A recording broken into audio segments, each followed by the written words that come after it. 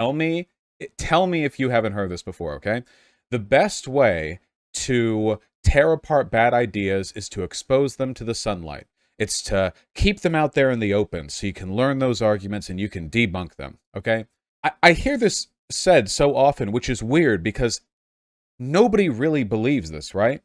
Like, does anyone actually believe, genuinely, sincerely, in their heart of hearts, that bad ideas will always get corrected and disbelieved if they're exposed publicly? Is that what you think? The interesting thing is that a lot of the people who say this, the whole like sunlight is the best disinfectant, like the people who will say that are also people who are let's say have some very contentious opinions on broader political issues.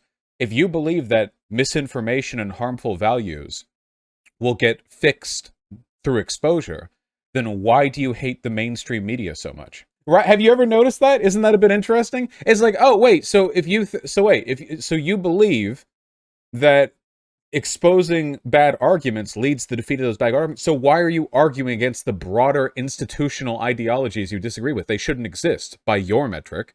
Unless you're implicitly conceding that you must be in the wrong, because if those continue to exist in the sunlight, they must be correct. Nobody actually believes this. Oh, and by the way, nobody, even leaving aside like the irrationality of that perspective, right?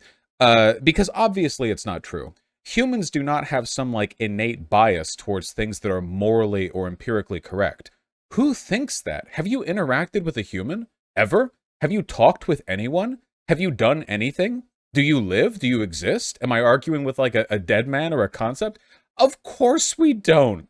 Humans overwhelmingly been just a hodgepodge of biases and anecdotal arguments and flagrantly, provably false beliefs. You know, the whole the scientific revolution has been this relatively recent desperate effort at clawing together something approximating empirical analysis.